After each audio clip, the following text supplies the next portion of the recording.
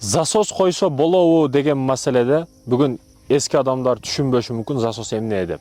Жеке мен дагы бүгүн билдим, муну ачыгын айтып атам. Себеби неге десеңиз, шакирттерден бирөөсү бар эле, кече жакында үйлөнгөн.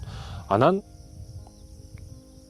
бул келинчеги менен келип калып, никесин дагы кыйлган, анан өзүгө шакирт жакын адамдардан болгондуктан аялын бул жактары ал жактары көгөргөн шакирттин. Анан эмне болду, тынчтыкпы? Алы турмуш курганыңарга эч канча боло элек.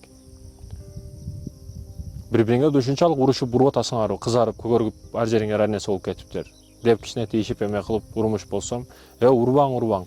Сен урбаган болсоң, сен тепкенсиң деп кайра тебимиш болуп койсом, ошол жерде айтып атпайбы? Жанымдагы бала айтып атат, кулагыңыз берсеңиз деп кулагын берсем, бул засос дейт. Засос дегени бул мындайча айтканда өбүштүн күчтүүрөөк өбүшү экен да. Өбүштүн күчтүүрөөк өбүшү засос деп аталат экен. Бул азыр жаштар ойлоп тапкан бир жаңыча өбүштү экен. Өбүп тура берсеңиз, ошол жер кызарып ишип чыгат экен да. Бул уят, урматтуу мекендештерим, урматтуу жаштар.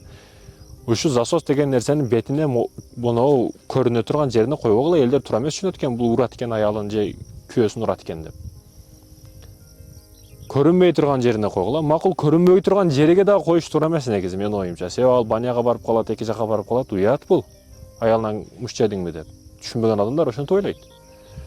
Айтор ошо засос болсун дагы бирдекелер, ошо маселелер бир тактап алгыла. Ушундай. Мынандай закат деп коет го. Анан бул нерсени карап отуруп азыр жер жүзүндөгү сонун кызарган күндүн батышы, машалла. Бул жакта жапжашыл, бул жактан күндүн кызарып батышы, асман.